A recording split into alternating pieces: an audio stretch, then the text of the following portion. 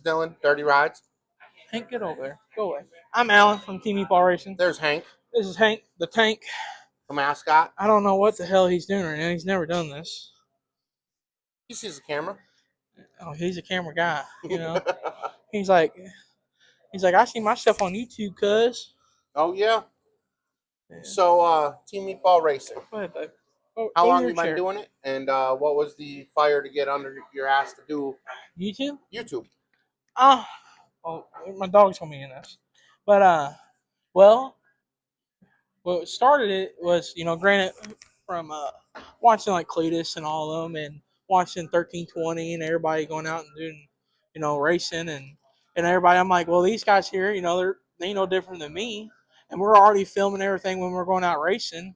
I was just like, why not just shoot a little cut up content in the middle and make a video and post it? Because granted, I was like, it's always memories you get to do with your buddies, and like my goal in life was to always, when I started it, after I figured out you made money doing it, was, granted we don't make shit, but I mean my thing was like, oh, if I can make this to where I can have my dad, um, this be his retirement pay, Right. and he just worked for me, that'd be cool.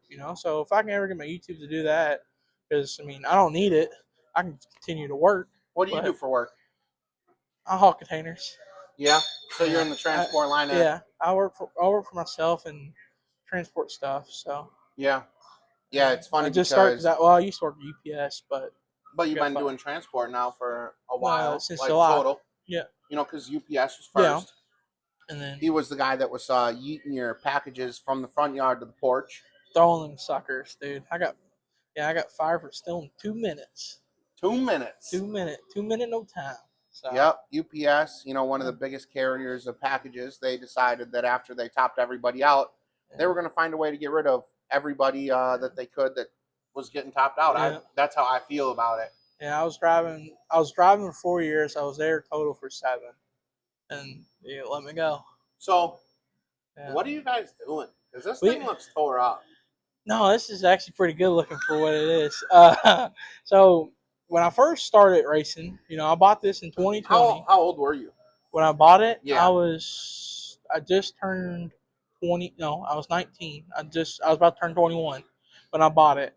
And then the reason why my dad finally okayed it is because he didn't want me to go out to the bars and get in a bunch of trouble, because I already had attended the way I was drinking. Like, right. He's like, and then I had a truck, and I was like, I was really wanting a Malibu. I've always liked Malibus and G-bodies, and I found the original car, and it had a big block in it. And at first, when I started sending him cars, he denied me on everything. Then I found this one, and he was like, all right, let's go get it. And I was just like blown away. And then we went and did that and bought it. And this thing didn't always have a cage and a big old turbo hanging off the front. No. When you first got it, how fast was this? It was a 650, 640, pretty much bracket car, or like a super. I don't know what class the guy ran, because we bought this from Tennessee. He raced at Bristol a lot, and he won Super Chevy in this thing. So, and Jig sponsors it. Yeah. And when I bought this original car, he had wrote all this thing, and I got all this work.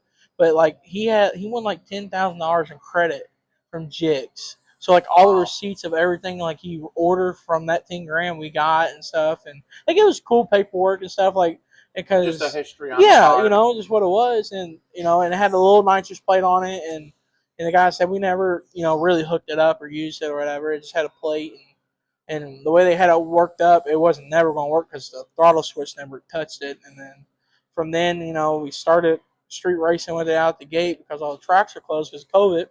So we started, testing on the street and working on that. And so, if you guys didn't know, before I started getting into the off-road community, I actually was at the very first race, no prep race that you had ever competed in. Yeah. I used to work for 660 Street, and I did their photography. And so my whole life, my adult life, I was behind the camera. I also had a huge issue with drinking all the time. And when I got behind the camera, it slowed it down because now I'm doing something. Yeah, I didn't know what I was doing. Yeah, but it was the idea that I had something. And you enjoyed it. You look forward to it, and like when I was doing it, like we were out partying for high school and stuff. It's just like I mean, we were just going party after party, and like we'll go out and everything. And Dad's like, man, like just the way I drink is like a fish. So like it's not easy to. When I commit, I'm committed. Yeah, like it's locked in, But this thing here, granted, it's cost a lot of freaking money. We've been through a lot of renditions of it, and I've wrecked it a few times. And so if you've wrecked it a couple times, like what? Yeah. What rendition is this? This is number 3. Okay. Yeah, this is number 3 because the first one, the first time I tapped the wall is when the transmission broke, and all I had to do was put a fender on it. But the rules were changing for the no prep racing and stuff.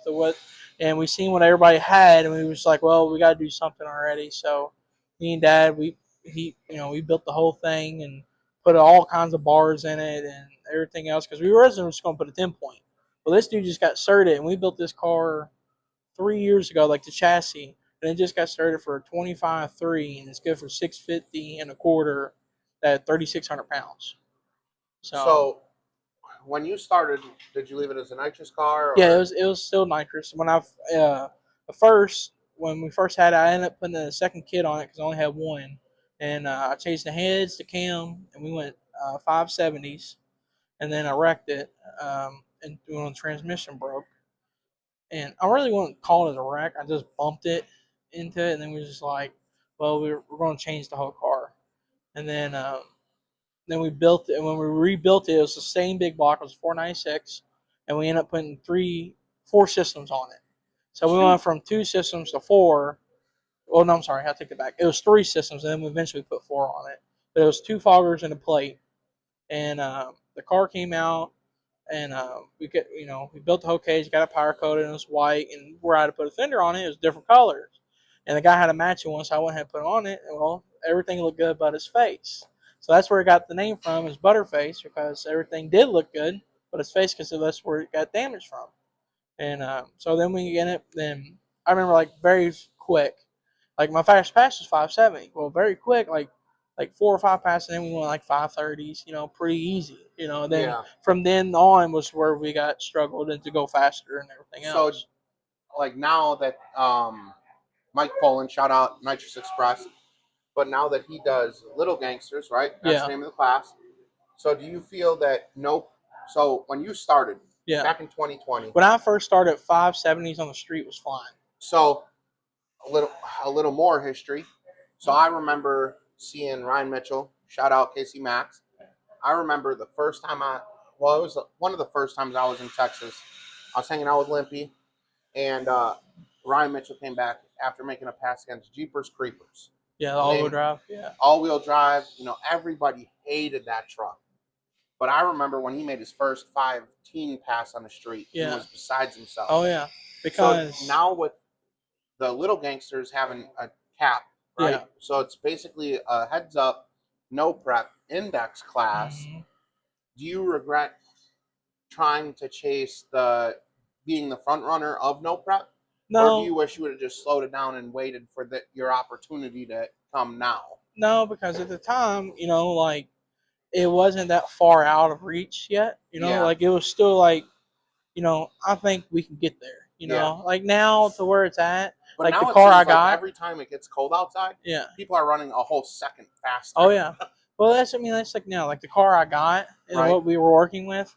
I cannot go as fast as they can. Because my chassis and the engine, like I got a good engine. Like we're going 6 week right now. Like we're getting ready for it right now, and I'm planning to go down there to go 470s to 460s on 26s. And what's crazy is you guys will probably see this after you get back from 6 week. But they literally in what month was this? Just a frame. I wrecked the car in July. And you took some time off, right? We took about a month and a half, almost 2 months off, because then I lost my job like a few weeks later, and that kind of set everything.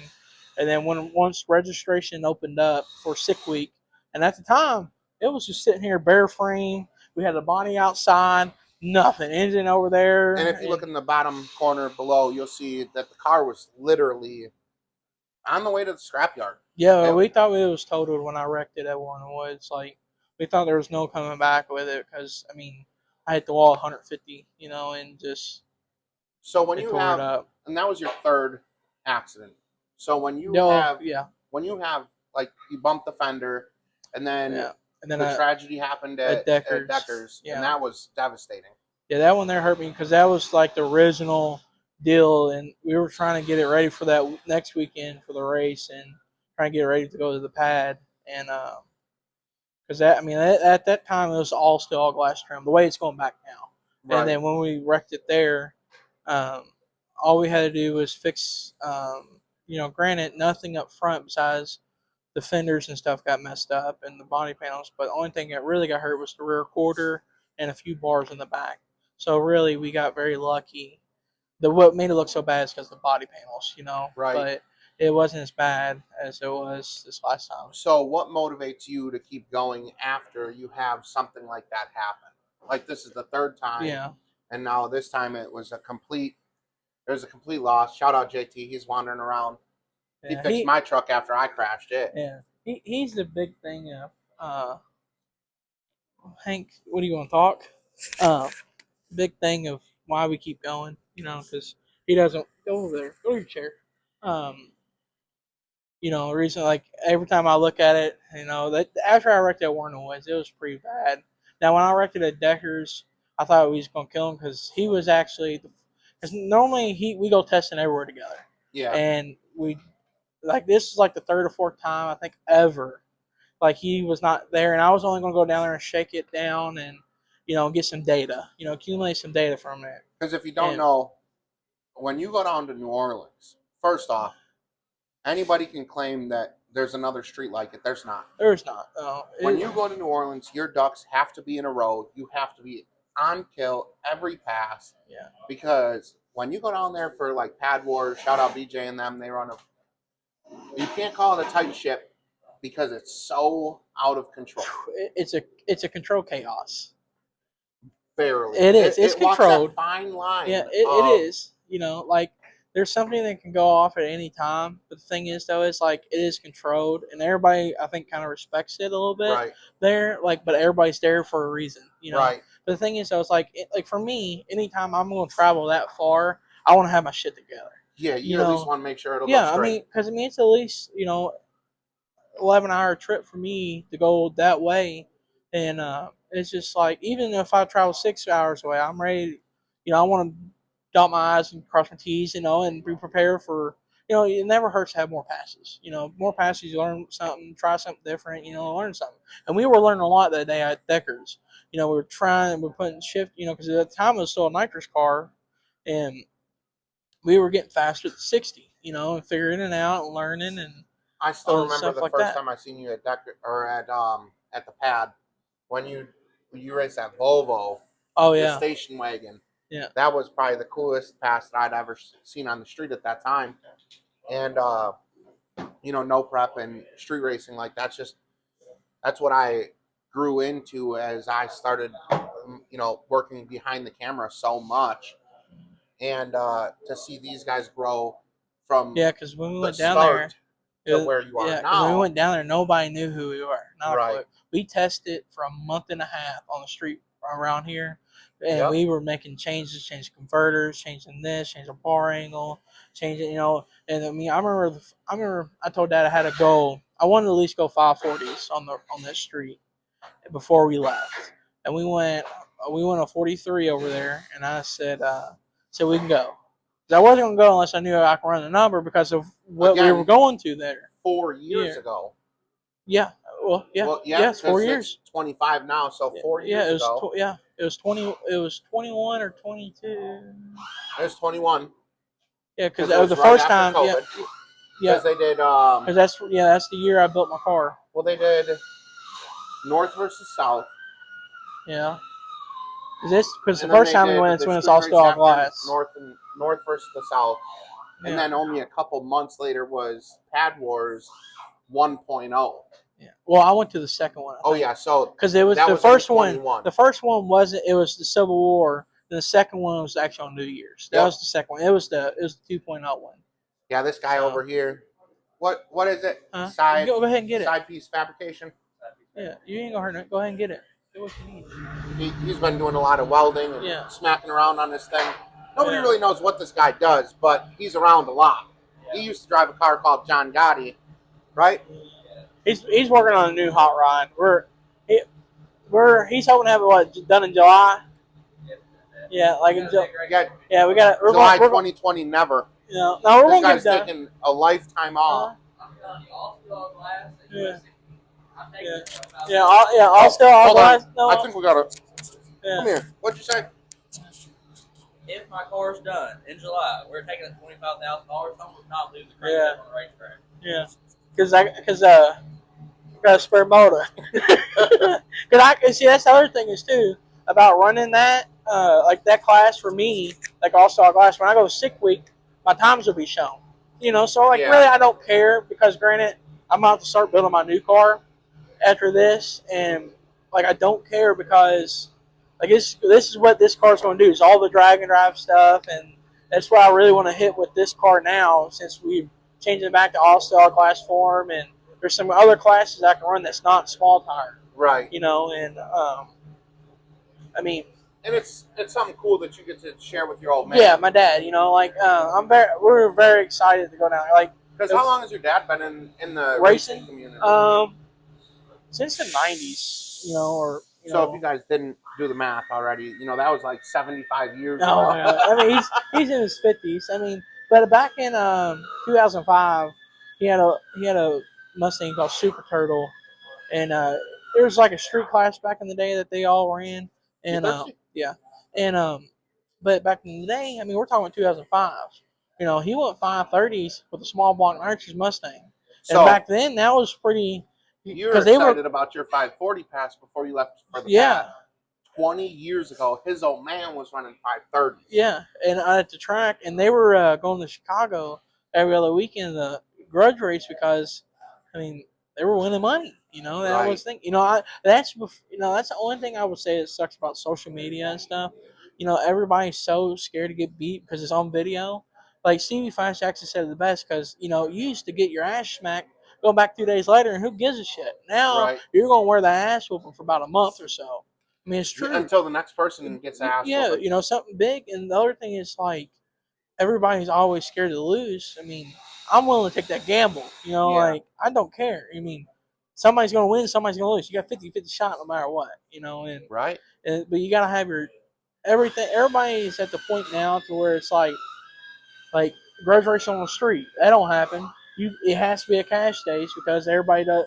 It has to be more than one pass. You can't pull up and run for 5 to 1,000 and be okay no more. Right. You have to run, multiple passes and everything, and it's a lot to get off for one. It's a lot of headache, a lot more chance of getting caught, and then two at the track. Like back in the day, grudge racing was a thing. Now it's just like every now and then, unless you're running for a big pot.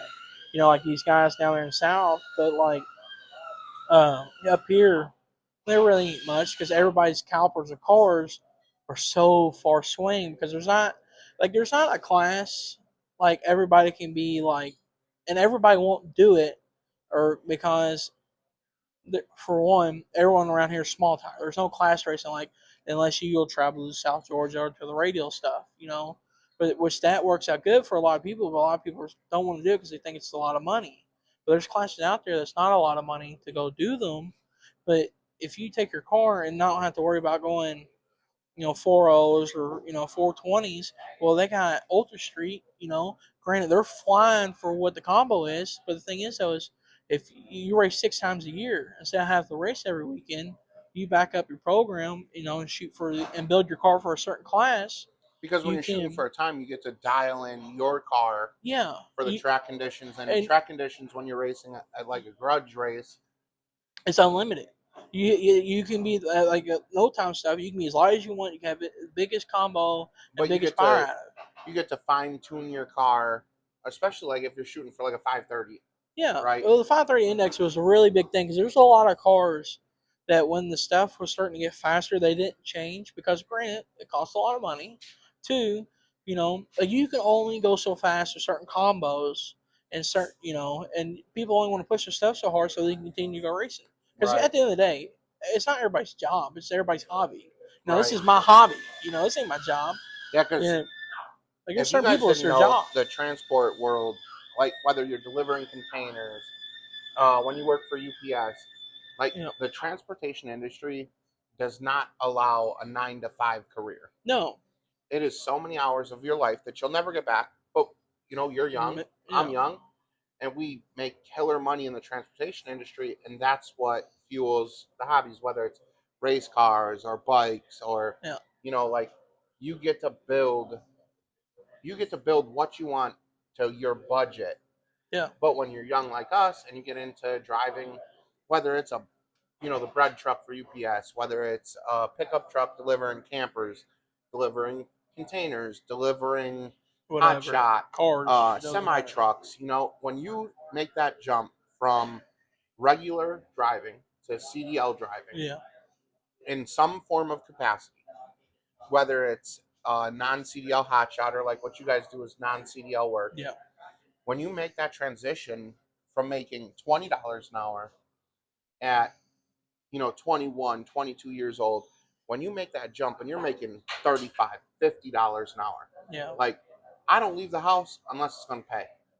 Same with you guys. Like, when you guys go out and you and our buddy, local two-strap, the two-strap legend, when you guys go out, you guys don't just go out there for free. No. And when you make that transition from, driving around, like Uber driver, no hate if you drive Uber. But when you they make money, but let's you say gotta you make work. 800, right? Yeah. When you make that transition from making 800 a week to now you're making $2,000 a week or more profit after taxes, after expenses, that's when things get out of hand. Because then you go wild with it. You go from a 530 car to now 460s is fast. Yeah, because that's like, and two, like with the nitrous combo, I burnt it up a couple times with the original stock block, and then I got the aftermarket deal. But we went 5.0s with it when it weighed 3,200 pounds, and with the stock 496 motor. I mean, that's pretty good. Then we put the bigger motor in it, and then we went a little faster, but I got tired of hurting pistons because it cost a lot, and I told Dad we needed to make a switch. For one, the combo, we don't have a big enough engine to run the nitrous to run these guys, but we needed to switch the combo to be able to make more horsepower and to try to make a jump towards that and everything. And so the turbo application with the one single I got, I mean, we made 2,000 horsepower on 19 pounds. I mean, so with Sick Week coming up, what is your expectations? Like for the whole trip? Yeah. Your only goal, like when you're talking about Sick Week, how many miles of driving? It is total of 853 miles total. So over 5 days. It's not that much driving in a car. But in a race car. But in a race car. Yeah, you're taking. I mean, because in a car it ain't bad, but when you're taking a car that's capable of making 2,000 to 2,500 horsepower and driving down the road, it's not supposed to do that. Right. And like my main thing is like my expectations.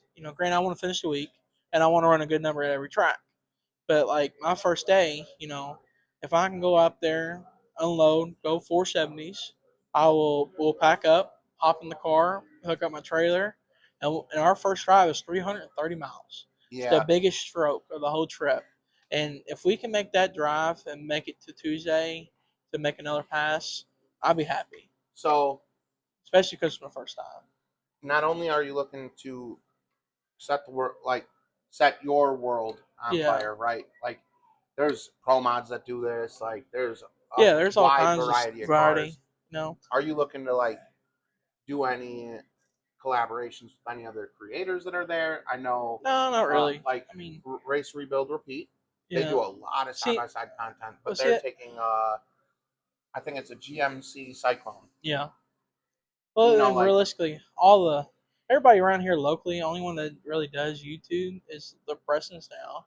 Yeah. And besides around here, like Billy and them would be there, but I barely talk to them. So I mean, really, I ain't out trying to. If so, it would be cool, but I mean, it is what it is. I'm doing it just because. I'll let your boy Team Meatball Racing. Yeah, I'm just trying to do what I can. and like I always told Dad, like I remember the first year I told him my first year, I said, if I don't get 100 subscribers, I'm done. It ain't meant to be.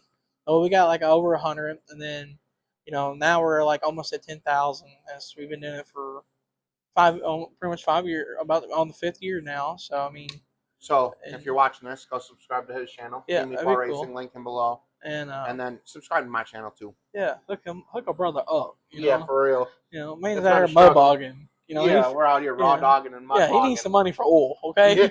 Because the man doesn't change the oil on the side by side. So when it comes for like content creation, right? Like obviously your number one goal is to jump in the car, make it safe, fast. Yeah.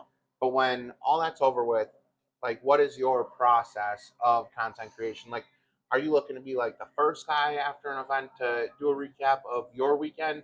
Do you do an event recap? Like, what's your style? Well, it matters how kind of the first day goes and stuff. But I'm planning on maybe doing a video like every 2 days or so. I'm talking like when you go to War in the Woods, or if you go to Deckers, like, are you looking to be the first person out, or do you just want to give good, wholesome content? I mean, like, granted, if you're one of the first ones out, it always helps on the views, because of that. But then you got your guys that are big channels already. Everybody's gonna watch their video no matter what. So the thing is, though, is like me, I really don't like if I can get it out first, and it's good and I'm happy with the video, then I'll post it. But if I don't get it done, it's just like kind of. So content creating is more on like the bottom end. Like, I mean, like the last like I really like shooting the content and stuff, but then at the end of the day, I gotta find time to edit it. Yeah. And like, granted, like working as much as we do is like I'm literally doing it. It's like we're taking a break, or like I'm stopping, waiting to get loaded, or whatever. Running through some editing and stuff. So if you could give any advice to any new creators in the no prep game, is it number one? Is it worth it? Because that's the question everybody asks. Number two, is the game of content creating, because that's really what all this is. I mean, from podcasts to, watching your favorite no prep racer or whatever. Like, what are some of the things that you would pass down to, let's say, a 21-year-old that just went out and got, they did the absolute crime, went and got a Fox body. Yeah. And now they're trying to shoot content. Like, what is some of the things that you would pass down to the next layer of content creators? Because we are getting older. Well, the main thing, like to me, like I'm trying to, granted, like watching people and watching my channel and my videos and stuff is, for one, you gotta get better at talking, because you gotta think is we're talking to this camera here, but we're not talking to this camera. We're talking to the people who are watching it. So you gotta look at the camera and talk to them, and you gotta really do that. And then for one thing is, in today's technology, you don't need some big camera for a smaller guy like us. Like, I have cameras and stuff. Anymore, I just film my phone. Yeah. Because for one, it's easier access. I ain't got to download it. Yeah, because I ain't got to download it to my phone. But the thing is, though, it's like for like racing stuff, you need 2 GoPros. You gotta have 2 GoPros. You got one for inside and one for the outside. Right. You gotta have at least 2 GoPros.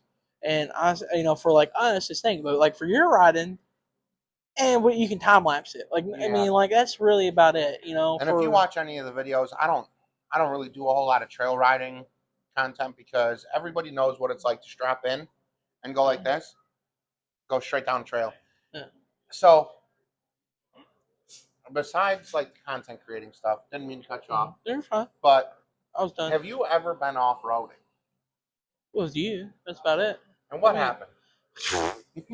What happened?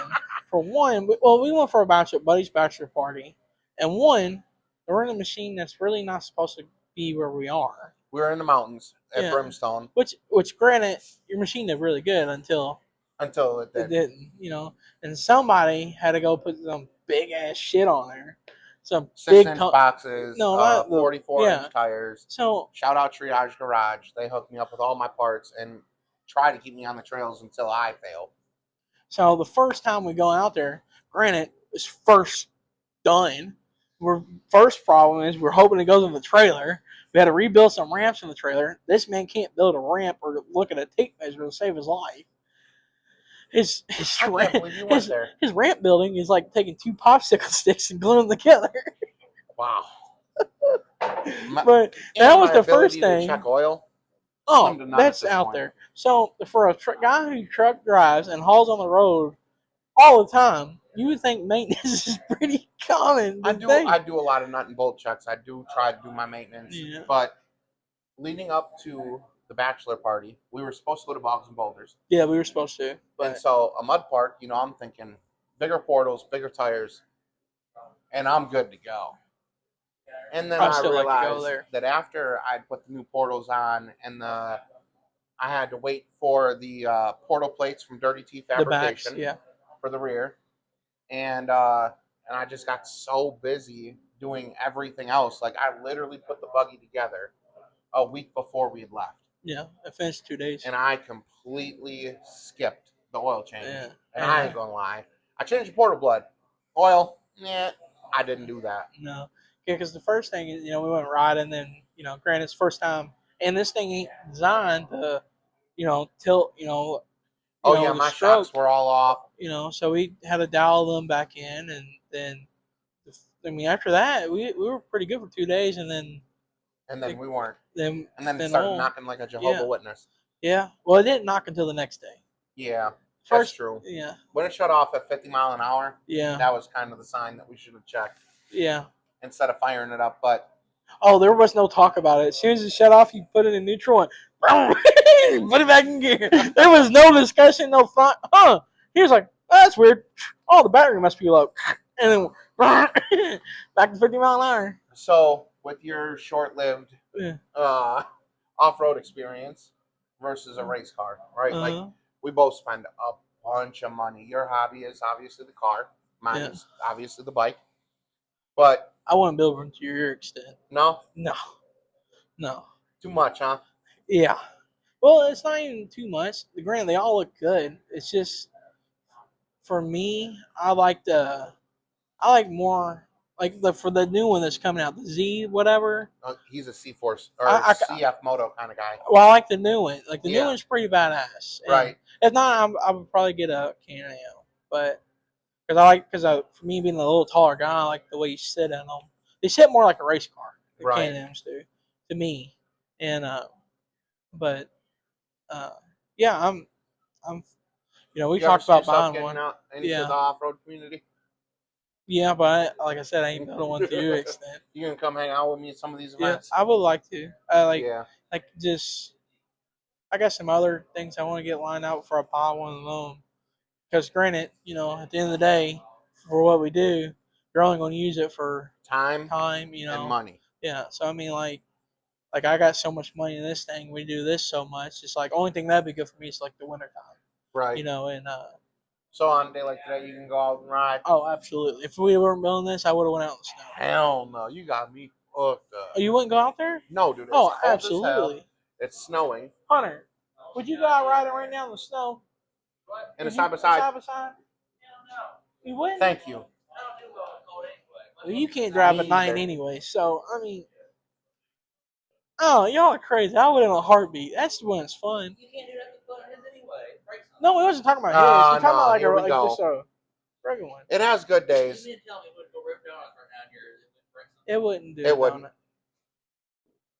It wouldn't do it. Hey, you know what the best thing was? No, here's the best thing was. Okay, so before he did all this to it, the very first time we went to his house and we're hanging out in the garage, me and Big Zach hop in it. Stephanie gets in the back. We get out. We're cruising. Cruising down, and Stephanie's like, man, this dude's flying. We're just, it's 3 o'clock in my neighborhood. So we're coming back through, and Zach goes, where's his house? It's there. They figure out how to turn all the lights on. Then 75 mile an hour. Passed right out. about him. He goes, and they're sitting there. Dylan goes, was that my razor? And everyone goes, oh yeah. And we come back. He goes, I've never had that fast. Well, it has a little walk to it, just a little, but I mean, it was going through there. That was on the little tires. No, absolutely not. Hell no. It's scary going 40 mile an hour in that thing. Yeah, everybody at the bachelor party, they thought we were going to flip that thing on the road. Well, it doesn't feel so bad in it, but I guess on the outside is terrible. I do. Well, I appreciate your time, and we look forward to seeing updates from you on Sick Week, and y'all be safe. Hopefully, we do pretty good. If we make the first day, be awesome. First, we gotta make it. We still got a lot of work to do. But well, thank you for your time today. I know y'all are busy as hell, but appreciate it. No problem. We can do it anytime again. All right. All right.